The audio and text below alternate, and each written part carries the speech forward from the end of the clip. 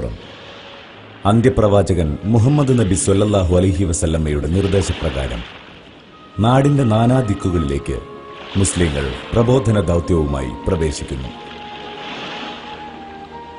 അറബികൾ ഇസ്ലാമിക പ്രബോധകരായി കേരള തീരത്തെത്തുന്നത് അന്നത്തെ ഏറ്റവും പ്രസിദ്ധ തുറമുഖമായ മുസ്രിസ് എന്നറിയപ്പെട്ടിരുന്ന കൊടുങ്ങല്ലൂർ പട്ടണത്തിലാണ്.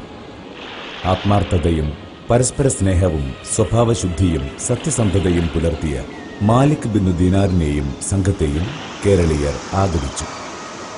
ഇസ്ലാമിക പ്രബോധകരായ ഇവരുടെ നിസ്വാർത്ഥമായ പ്രവർത്തനവും മാതൃകാ ജീവിതവും ഏകദൈവ വിശ്വാസവും ലളിതമായ അനുഷ്ഠാനങ്ങളും വൻ സ്വാധീനം ചെലുത്തി.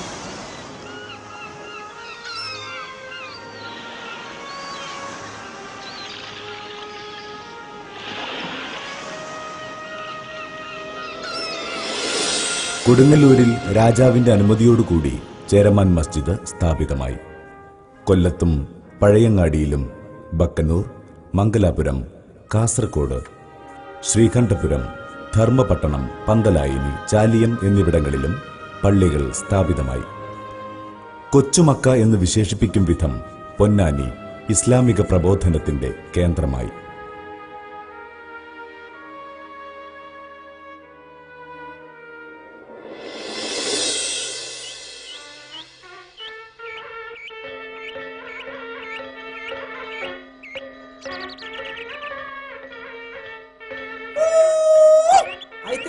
മാറിക്കോളാ മാറിക്കോളാ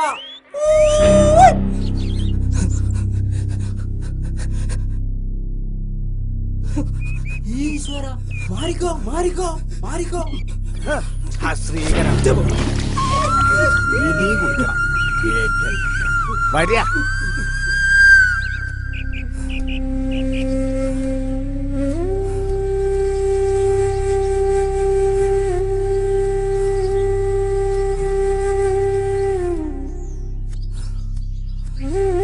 കേരളത്തിലെ അതിരൂക്ഷമായ തീണ്ടലും തൊടിയിലും നാടുവാഴി തമ്പ്രാക്കളുടെ കീഴാള ചൂഷണവുമെല്ലാം പാവപ്പെട്ട കേരളീയരിൽ സമത്വസുന്ദരമായ ഏകദൈവ വിശ്വാസം പ്രഖ്യാപിക്കുന്ന ഇസ്ലാമിനോട് മാനസികമായ അടുപ്പമുണ്ടാക്കി.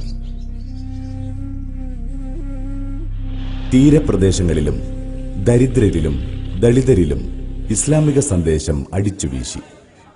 തമ്പ്രാക്കളെ മുതൽ മുള്ളിനെയും മുരടിനെയും സകല ജീവജാലങ്ങളെയും പേടിച്ച് ജീവിച്ച കീഴാളൻ സർവശക്തനായ ഈശ്വരനെ മാത്രം ഭയപ്പെട്ട് മറ്റുള്ളവർക്ക് മുൻപിൽ ശിരസ്സുയർത്തി നടുനിവർത്തി നിന്നതായിരുന്നു ഇസ്ലാം നടത്തിയ ശ്രദ്ധേയമായ വിപ്ലവം.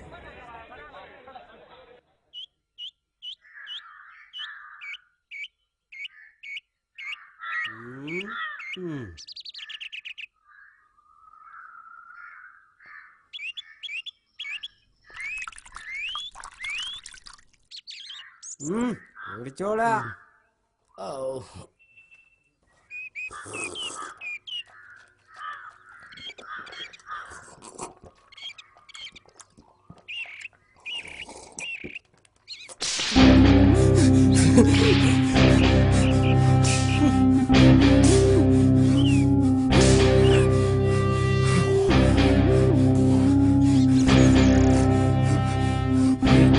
അടിയില്ല അടി കിട്ടാടിക്കുക.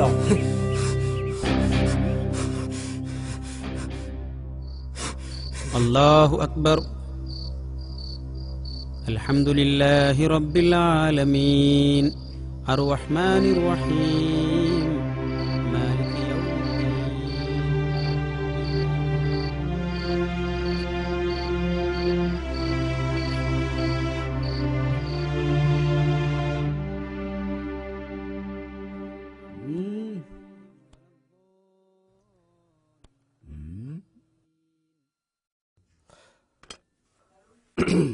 എന്താടോ തനിക്കൊരു മാറ്റം?